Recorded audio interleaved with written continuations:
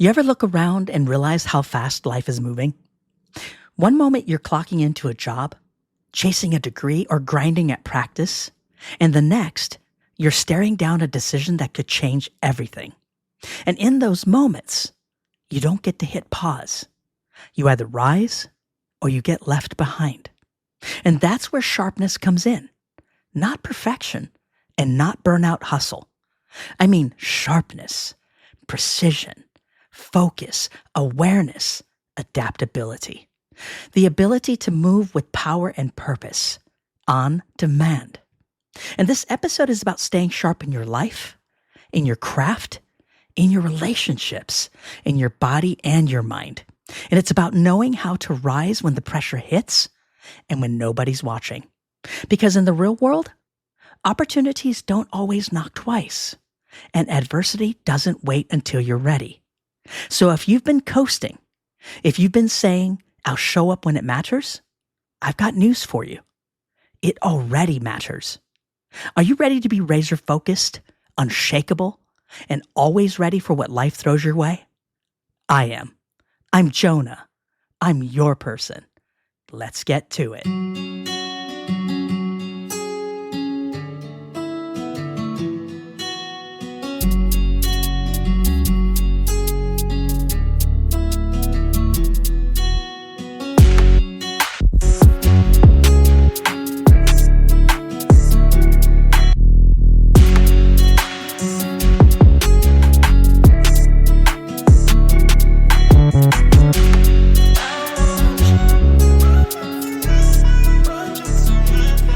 Welcome to the show. I'm so glad you're here.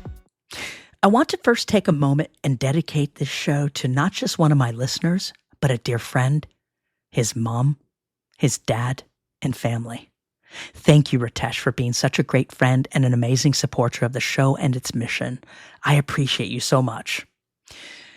Let's talk about the art of staying ready. But let's first make something clear. Staying sharp isn't about always being in beast mode. It's about having your edge, mentally, emotionally, physically, so that when the moment comes, you don't fumble, you move, you lead, and you win. And in today's world, staying sharp is an art form because distractions are constant, expectations are high, and the people who rise, they're not the ones who wait to get motivated. They're the ones who train for the moments nobody sees. Think about an athlete. The crowd sees the touchdown, the buzzer beater, or the medal ceremony. What they don't see is the early morning workouts, the recovery routines, the daily film reviews, or even the mindset work. The sharpness isn't in the moment. It's in the preparation. And same goes for your life. Whether you're climbing in your career, grinding through college, building something on your own, or just trying to keep your balance in a chaotic world, you've got to have your system dialed in. Sleep, nutrition, movement, goals, community, discipline. That's your sharpening stone. Because life isn't waiting for you to be ready. Opportunities show up disguised as stress. And challenges show up dressed as bad luck. And the difference between breaking and building is whether you've been sharpening your edge. And we're already getting challenges out there, so here's your first challenge of the week. Audit your day, just one full day. How many hours are you sharpening you? And how many are dulling you down? Look at your habits, your phone usage, your conversations, and be honest. Then cut one thing that's making you dull. Let's stay sharp, because the next test is already on its way. Let's talk about cutting the clutter and keeping your edge. Here's the truth. You can't stay sharp in a life that's constantly cluttered. And I'm not talking about your room or your desk or the 10 unopened tabs on your laptop. I'm talking about your mind, your attention, and your energy. We live in an era where everything wants a piece of you. Notifications, opinions, deadlines, drama, scrolling loops you didn't mean to fall into, people pulling on you, energy draining from you. You can't stay sharp if you're constantly reacting. Jeez, even that was even tiring, just saying all that. Sharpening your life means cutting what's dull. And that means getting brutally clear about what stays and what goes. If it doesn't align with your purpose, cut it. If it's draining you more than developing you, cut it. If it keeps you busy but doesn't build you, cut it. Think about your phone. Most people check it 80 to 100 times a day. That's not a tool anymore. That's a leash. You can't level up if you're being constantly pulled by things that don't serve your growth. You want to perform better at work? You want to be more consistent in your training? You want stronger relationships, more clarity, better sleep, less stress? Then start decluttering. And don't just stop at your schedule. Clean up your self-talk too. Nothing dulls your edge faster than the voice in your head saying, "I'm not good enough. What's the point? I'll fix it later." That voice, not truth. That's programming. And it's your job to override it. Here's your second challenge for the week. Pick 3 things that are cluttering your focus, digital, mental, or physical, and eliminate them for 7 days, just a week. Watch what happens when your mind starts breathing again. This isn't about doing more. It's about doing what matters, on purpose, with power. Stay sharp. The world needs your edge. Let's talk about discipline over hype. You ever have one of those days where you wake up full of motivation, ready to conquer the world, and then the next day, nothing. No drive, no spark, just a scroll hole and a bag of chips calling your name. Yeah, that's a trap. Motivation is a moment where discipline is a lifestyle. If you want to stay sharp, you can't rely on the highs to carry you through the lows. The real ones, the ones who level up, the ones who make waves, those people build a system they can trust when their feelings fade. Because discipline doesn't care if you're tired. Discipline doesn't care if the weather's bad. Discipline doesn't care if nobody's watching. It shows up. It's sharp. It's ready. And it does the work anyway. Ask any top performer in any field. Athletes, artists, entrepreneurs, students, creators. They don't wait to feel like it. They show up out of respect for their future. And here's the kicker. Discipline isn't punishment. It's protection. It protects your goals from chaos. It protects your progress from excuses. It protects your energy from being wasted on things that don't build you. You want to be sharper than 90% of the world? Do what you said you would, especially when it's inconvenient. And here's your next challenge. Set a micro discipline. Something small but daily. Cold shower. 30 minutes of reading. 20 push-ups. 10 minutes of silence. One thing every day, no matter how you feel. Build that consistency. Strengthen that edge. Because the goal isn't hype. It's honor. And every time you follow through, you remind yourself that you're not just someone with potential. You're someone with follow-through. You don't have to feel sharp to act sharp. Act sharp long enough, and the feeling catches up. If you're enjoying the show, please subscribe, like, follow, and share with someone that you think can benefit from the show. Thank you. Now, let's talk about being pressure-proof. Pressure doesn't build character. It reveals it.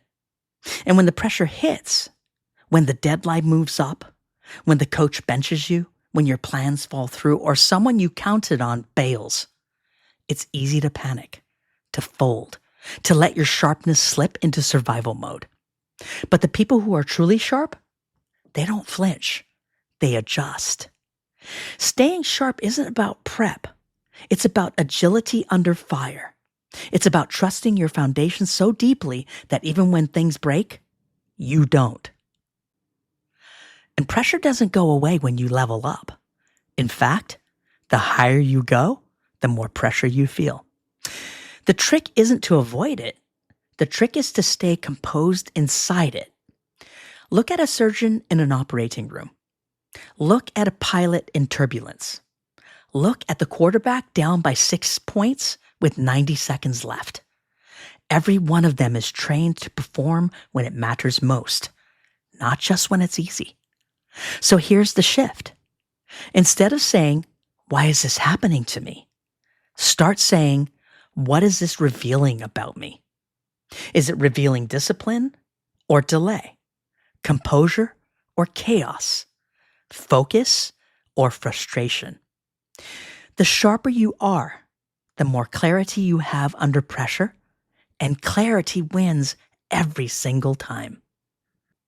Before I give you your next challenge, I want to impress upon you that these challenges are doable, and they are meant to sharpen you up. My hope is that you're not being overwhelmed by them. I built the show around providing challenges for you, actionable tasks, and things that can help you celebrate your growth, even if they're just baby steps. They're meant to help you feel accomplished by the end of the week to build momentum for your month and your year. Here we go. Pick one pressure point in your life, something you usually avoid or stress about or rush through. This week, confront it head on, not with emotion, with intention. Breathe, plan, and execute like someone who's built for it. Pressure is a privilege. It means you're in the game. And if you're sharp, you're dangerous in the clutch. Did you know sharp people sharpen people? Let's make this clear.